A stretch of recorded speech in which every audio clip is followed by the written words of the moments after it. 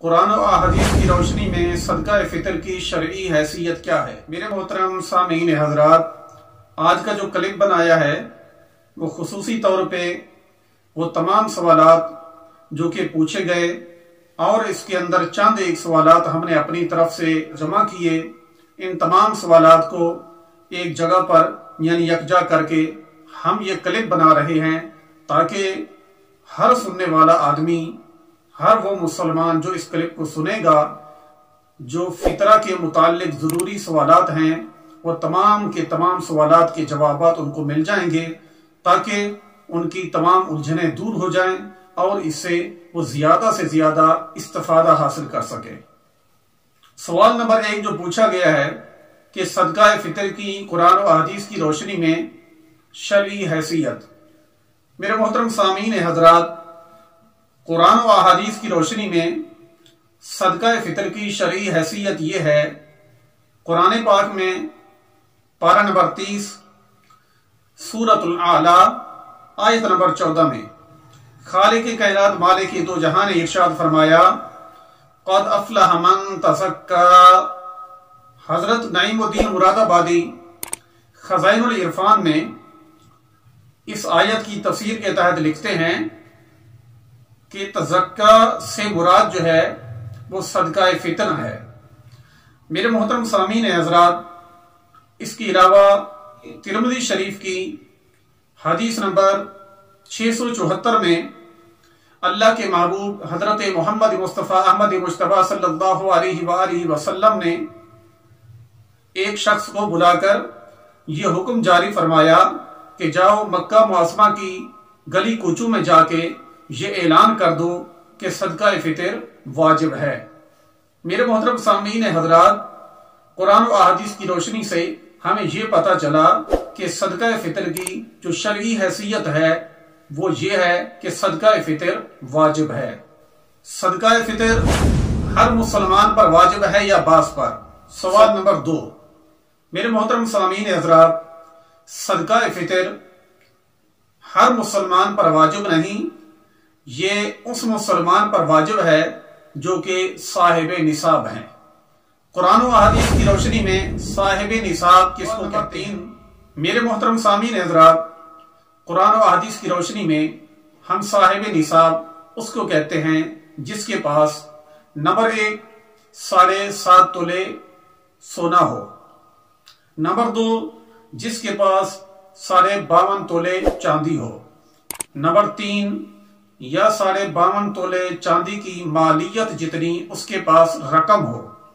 مثال کے طور پہ اگر 52.5 تولے چاندی کی رقم جو ہے وہ 50,000 ہے، اس کے پاس 52.5 تولے چاندی تو نہیں ہے مگر وہ 50,000 اس کے پاس ہے، تو پھر بھی یہ رقم اس میں کاؤنٹ کی جائے گی کہ آپ صاحب نصاب ہیں۔ نمبر 4 یا اتنی ہی مالیت کا اس کے پاس مال تجارت ہو، نمبر 5 اتنی ہی رقم کا حاجت اصلیہ کے علاوہ اس کے پاس ساد و سامان ہو، تو قرآن و احادیث کی روشنی میں اس کو صاحب نصاب کہتے ہیں۔ صدقہ فطر ادا کرنے کے لیے عاقل و بالغ ہونا شرط ہے یا نہیں؟ سوال نمبر 4 جی میرے محترم سامعین حضرات، صدقہ فطر ادا کرنے کے لیے عاقل و بالغ ہونا شرط نہیں ہے، نہ بالغ بچہ بھی مجنون، پاگل، دیوانہ، اس پر بھی صدقہ فطر لاگو ہے۔ کیا روزہ نہ رکھنے والے مسلمان پر بھی صدقہ فطر واجب ہے؟ سوال نمبر 5 جی میرے محترم سامعین حضرات، وہ مسلمان جس نے کسی شرعی عذر کے تحت ماہ رمضان کے روزے نہ رکھے ہوں یا پھر بدبختی سے بغیر ہی کسی شرعی عذر کے اس نے ماہ رمضان کے روزے نہ رکھے ہوں، اس پر بھی صدقہ فطر واجب ہے، یعنی صدقہ فطر واجب ہونے کے لیے روزہ شرط نہیں ہے۔ مرد صاحب نصاب پر کس کس کا فطرہ دینا واجب ہے؟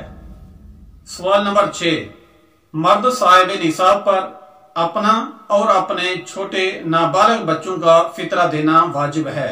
مرد صاحب نصاب پر کس کس کا فطرہ دینا واجب نہیں؟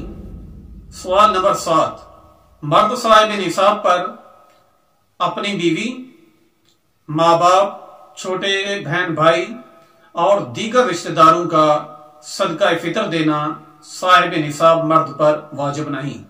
मर्द साहिब निसाब किस किस का फितरा अदा कर सकता है? सवाल नंबर 8, मर्द साहिब निसाब उनका फितरा अदा कर सकता है जिसके वो नान नफके का जिम्मेदार है। क्या मां पर उसके छोटे बच्चों का फितरा देना वाजिब है? सवाल नंबर 9, जी मेरे मोहतरम सामीन हजरात, मां पर अपने छोटे बच्चों का फितरा देना वाजिब नहीं। बाप पर किस किस का फितरा देना वाजिब है? सवाल नंबर 10, मेरे मोहतरम सामीन हजरात, बाप पर अपना और अपने नाबालिग बच्चों का फितरा देना वाजिब है। क्या शोहर पर बीवी का फितरा देना वाजिब है? सवाल नंबर 11, जी मेरे मोहतरम सामीन हजरात, शोहर पर बीवी का फितरा देना वाजिब नहीं, लेकिन हाँ वो अगर अदा करेगा तो अदा हो जाएगा। सदका फितर किस किस को दे सकते हैं? सवाल नंबर 12, मेरे मोहतरम सामीन हजरात, सदका फितर हर उस शख्स को दे सकते हैं जो कि ज़कात का मुस्तहिक है, और सबसे ज्यादा हकदार भी वही शख्स है जो कि ज़कात का हकदार है, यानी जो ज़कात के मुसारिफ हैं वही सदका फितर के भी मुसारिफ हैं। सदका फितर अपने गरीब रिश्तेदारों में किस किस को नहीं दे सकते? सवाल नंबर 13, सदका फितर जिन अपने गरीब रिश्तेदारों को नहीं दे सकते उनमें नंबर 1 माँ बाप, नंबर 2 दादा दादी, नंबर 3 नाना नानी, नंबर 4 बेटा बेटी, नंबर 5 पोता पोती, नंबर 6 नवासा नवासी। और शोहर अपनी बीवी को और बीवी अपने शोहर को ना तो ज़कात दे सकते हैं और ना ही सदका फितर। सदका फितर अदा करने के लिए बेहतर वक्त कौन सा है? सवाल नंबर 14, मेरे मोहतरम सामीन हजरात, कुरान और अहादीस की रोशनी में कि नमाज ईद अदा करने से पहले पहले आप सदका फितर अदा कर दें। अगर उससे पहले भी दे देंगे तब भी वो अदा हो जाएगा। हाँ, अगर किसी मुसलमान के पास उस वक्त माल नहीं है यानी पैसे नहीं हैं, उसने नमाज ईद अदा कर ली है, तो सदका फितर उस पर साकित नहीं हुआ, उसको मुआफ नहीं हुआ। जब भी उसके पास माल आएगा यानी पैसे आएंगे तब वो सदका फितर अदा कर सकता है, चाहे जिंदगी के किसी भी हिस्से में, चाहे कितने ही साल के बाद क्यों ना हो, ये सदका फितर उसको कभी भी मुआफ नहीं होगा, उसको अदा करना होगा। सदका फितर की मिकदार क्या है? सवाल नंबर 15, मेरे मोहतरम सामीन हजरात, पाकिस्तान की करेंसी के मुताबिक सबसे कम दर्जे वाले लोग, उनके लिए जो पाकिस्तान के उलमाए किराम और मुफ्तियान किराम ने अपने मुत्तफिका फैसले से जो बात सामने रखी है, वो सदका फितर की 120 से 25 रुपए है, जो कि आम हालत के अंदर एक आम रूटीन वाइज खर्चा करने वाले मुसलमानों के लिए ये रकम रखी गई है। इसके अलावा आप जितने भी साहिब इस्तात हों तो फिर उस हिसाब से ये भी बढ़ता जाएगा, लेकिन ये सबसे कम दर्जे वाले लोगों के लिए ये रकम जो है अनाउंस की गई है 120 से 25 रुपए।